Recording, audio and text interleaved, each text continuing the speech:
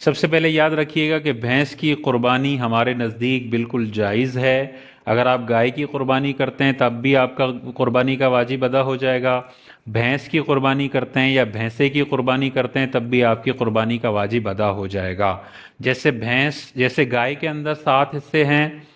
اور 7 لوگوں کی طرف سے ہو سکتی ہے، ویسے بھینس میں بھی 7 حصے ہیں اور 7 لوگوں کی طرف سے ہو سکتی ہے۔ اب اہل حدیث جو حضرات ہیں وہ کہتے ہیں بھینس کی قربانی جائز نہیں ہے، اگر کسی نے بھینس کی قربانی کی تو یہ قربانی ضائع ہو جائے گی اور اسے گائے، اونٹ اور بکرا وغیرہ سے کرنی پڑے گی قربانی۔ تو یہ جو ان کا فتویٰ ہے یہ بالکل غلط ہے، اور اس کے غلط ہونے کا کیا ریزن ہے؟ قرآن مجید میں جہاں پر قربانی کے جانوروں کا ذکر ہے وہاں پر لفظ آیا بہیمۃ الانعام، یعنی یہ والے جانور جو ہے وہ قربان کیے جا سکتے ہیں۔ پھر اللہ تبارک و تعالیٰ نے بہیمۃ الانعام کی آگے فردر وضاحت فرمائی کہ یہ 8 جوڑے ہیں نر مادہ۔ اس میں اللہ تبارک و تعالیٰ نے بھیڑ کا ذکر فرمایا،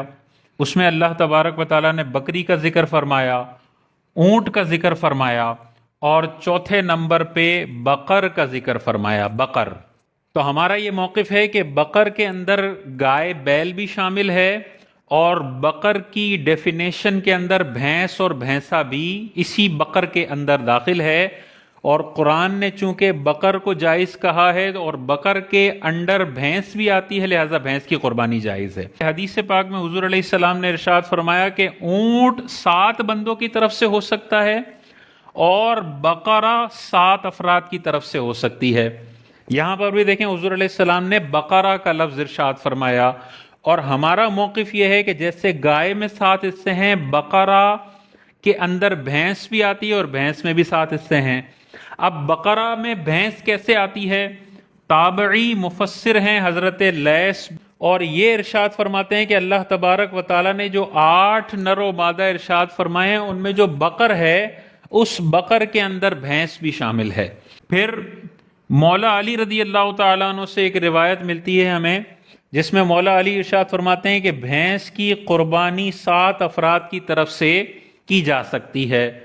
تو دیکھیں تابعی کا بھی قول ہمیں ملتا ہے اور مولا علی کا بھی ہمیں قول ملتا ہے، اور پوری صحابہ کی زندگی سے ہمیں ایک روایت بھی ایسی نہیں ملتی جس میں حدیث میں لکھا ہوا ہو کہ بھینس کی قربانی جائز نہیں ہے، تابعی نے کسی نے ارشاد فرمایا ہو کہ بھینس کی قربانی جائز نہیں ہے، یا صحابہ نے واضح طور پر ارشاد فرمایا ہو کہ بھینس کی قربانی جائز نہیں ہے۔ ہمیں پورے ذخیرہ حدیث میں بھینس کی قربانی کے حرام ہونے کی دلیل نہیں ملتی، لیکن بھینس کی قربانی کے جائز ہونے کی ہمیں دلیل ملتی ہے۔ اور دیکھیں اس کی ایک اور بڑی دلیل، لسان العرب ایک بہت مشہور عربی کی ڈکشنری اور عربی کے ٹیکنیکل میننگ سے ریلیٹڈ کتاب ہے، اور ہر مسلک اس کتاب کو مانتا ہے۔ اس میں اگر ہم بقرہ کی ڈیفینیشن جا کر دیکھیں تو وہ ارشاد فرماتے ہیں کہ بقرہ کی ڈیفینیشن میں بھینس بھی شامل ہے، یعنی بقرہ میں گائے بھی آتی ہے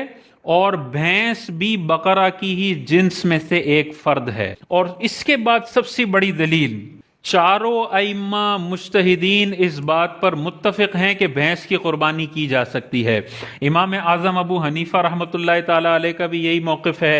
امام مالک، امام شافعی، امام احمد بن حنبل، چاروں ائمہ مجتہدین اس بات پر متفق ہیں کہ قرآن میں جو بقر آیا، حدیث میں جو بقرہ کا لفظ آیا، اس میں گائے بیل بھی شامل ہے اور بھینس اور بھینسا بھی شامل ہے۔ عربی اللسان جو بڑی بڑی عربی کی ڈکشنری لکھنے والے ہیں انہوں نے بھی بقرہ میں بھینس کو شامل رکھا ہے، مولا علی کی بھی روایت ہے، اور چاروں ائمہ مجتہدین جن کو فالو کرنے والے اس وقت اہل سنت والجماعت میں 99.99% ہیں لوگ، بلکہ اس سے بھی زیادہ ہوں گے۔ یعنی امت کے اندر اس بات پر اجماع رہا ہے کہ بھینس کی قربانی بالکل جائز ہے، اگر کوئی کرتا ہے تو اس کی قربانی ہو جائے گی۔ ابھی کچھ سالوں پہلے، 150 سال، 200 سال پہلے، یہ نیا موقف آیا کہ بھینس کی قربانی یا کٹے کی قربانی جائز نہیں ہے۔ اب عوام پر ہے منحصر کہ وہ 150 سال پہلے کے جدید فتوے کو ایکسپٹ کر کے 1400 سال کے لیگیسی کو ریجیکٹ کرتے ہیں، اور وہ یہ کہتے ہیں کہ 1400 سال کے جو بزرگ تھے وہ تو معاذ اللہ چنے بیچ رہے تھے، انہیں دین سمجھ میں نہیں آیا، اور 150 سال پہلے کے جو جدید مولوی صاحب ہیں ان کو وہ دین سمجھ میں آیا جو امام اعظم ابو حنیفہ کو بھی سمجھ نہیں آیا، جنہوں نے 10 سے زیادہ صحابہ کی زیارت کی ہوئی ہے۔ لسان العرب کتاب لکھنے والے، عربی اللسان ڈکشنری لکھنے والے بندے کو بھی یہ بات سمجھ میں نہیں آئی جو 150 سال پہلے کے کسی جدید مولوی کو سمجھ میں آئی ہے۔ تو یا تو آپ کے پاس یہ آپشن ہے کہ 99.99% اہل سنت والجماعت کو ریجیکٹ کر کے 0.001% کے موقف کو قبول کر لیں اور سب کے گمراہ ہونے کا فتویٰ دیں کہ معاذ اللہ یہ سب جاہل تھے، ان کو کچھ بھی نہیں آتا تھا اور میں بڑا فن خوان بنا ہوں، یا آپ ان بڑے بڑے بزرگ کو مانیں کہ یہ دین کے ماہر تھے، یہ عربی اللسان تھے، یہ صحابہ کی زندگیاں دیکھنے والے تھے، ان کی جو تحقیق ہے اس کو مان لیں۔ ہر ذی شعور بندہ یہی کہے گا کہ یار دین کے جو ماہرین ہیں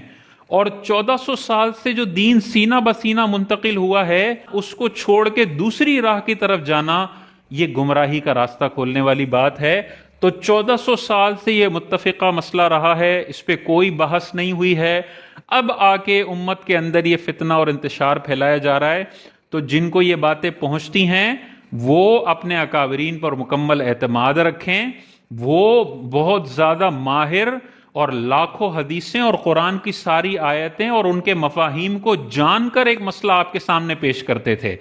ان کی تحقیق کے مقابلے میں کسی 150 سال پرانے مولوی کی تحقیق کو قبول کرنا ایسا ہی ہے جیسے امریکہ کے کسی بڑے کینسر کے سرجن کی تحقیق کو ریجیکٹ کر کے گلی کے پان والے کی تحقیق قبول کر لی جائے کہ جو گلی کا پان والا جو ٹوٹکا بتا رہا ہے نا میرے کینسر کے علاج کا، یہ زیادہ سمجھدار ہے، اور جو امریکہ کا بڑا سرجن کینسر کا علاج بتا رہا ہے نا اس سے میری شفا نہیں ہوگی، اس بندے کا ٹوٹکا اپنا لیتا ہوں۔ تو اس کو لوگ بیوقوفی کہیں گے کہ بھائی تم ایک پان والے کے مقابلے میں ایک بڑے سرجن کی تحقیق کو ریجیکٹ کر رہے ہو۔ تو یہاں پہ بھی اگر 1400 سال کی لیگیسی کو ریجیکٹ کرنے والا کوئی گروہ ہے وہ کبھی بھی حق پر نہیں ہو سکتا، وہ دین کی وہ منمانی تشریح کر رہا ہے جس کو 1400 سال کے بزرگوں نے، صحابہ نے، تابعین نے ریجیکٹ کیا ہے۔